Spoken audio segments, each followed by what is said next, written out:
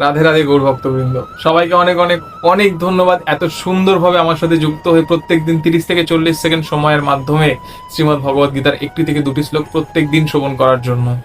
ভিডিওটি প্রচুর প্রচুর প্রচুর পরিমাণে শেয়ার করুন, যাতে আপনার সাথে সাথে আরো অনেকে প্রত্যেক দিন শ্রীমদ্ ভগবদ গীতার 1 থেকে 2টি শ্লোক শ্রবণ করার সুযোগ পায় প্রত্যেক দিন, এবং তাদের প্রত্যেক দিন যেন মধুময় হয়ে ওঠে এই শ্লোকদ্বয় শোনার মাধ্যমে। একটি সুন্দর অভ্যাস তৈরি হোক সবার মধ্যেই। যাই হোক, আজকে আমরা শুরু করতে চলেছি শ্রীমদ্ ভগবদ গীতার 2য় অধ্যায়ের 25 এবং 26তম শ্লোক।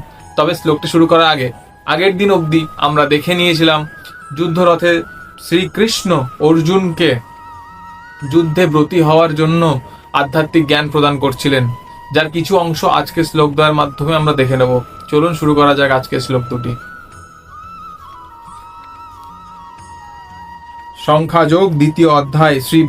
শ্রী ভগবানুবাচ, ভগবান শ্রীকৃষ্ণ বলছেন, শ্লোক 25, অব্যক্ত অয়ম অচিন্ত অয়ম অবিকার্য অয়ম উচ্যতে তস্মাৎ এবং বিদিত্বা এনম ন অনুশোচিতম অর্হসি। যার বঙ্গানুবাদ করলে দাঁড়ায়, এই আত্মা অব্যক্ত, অচিন্ত ও অবিকারী বলে শাস্ত্রে উক্ত করা হয়েছে। অতএব এই সনাতন স্বরূপ সম্বন্ধে এই তত্ত্ব অবগত হয়ে দেহের জন্য তোমার শোক করা উচিত নয়। শ্লোক 26, 2য় অধ্যায়। অথ চৈনং নিত্য জাতং নিত্য বা মন্যসে মৃতম তথাপি তং মহাবাহো নৈনং শোচিতুমহর্ষি।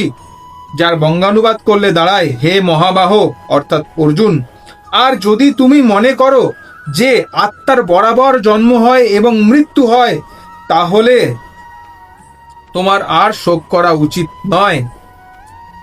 আজকের মতো এটুকুই। আজকে শ্লোক দুটি ভালো লেগে থাকলে কমেন্টে অবশ্যই হরে কৃষ্ণ লিখবেন, এবং ভিডিওটি অবশ্যই শেয়ার করবেন নিজের বন্ধুদের সাথে বা নিজের আত্মীয় পরিজনদের সাথে। আজকের মতো বিদায়। আমি আবার ফিরে আসবো এক নতুন দিনে নতুন শ্লোক নিয়ে আপনাদের সাথে। ভিডিওটিতে যদি কোনো ভুল ত্রুটি থেকে থাকে কমেন্টের মাধ্যমে অবশ্যই আমাকে জানাবেন, আমি অবশ্যই সেটা রিপ্লাই করে পরের ভিডিওতে সেটা শুধরে নেওয়ার চেষ্টা করব। আজকের মতো বিদায়। হরে কৃষ্ণ।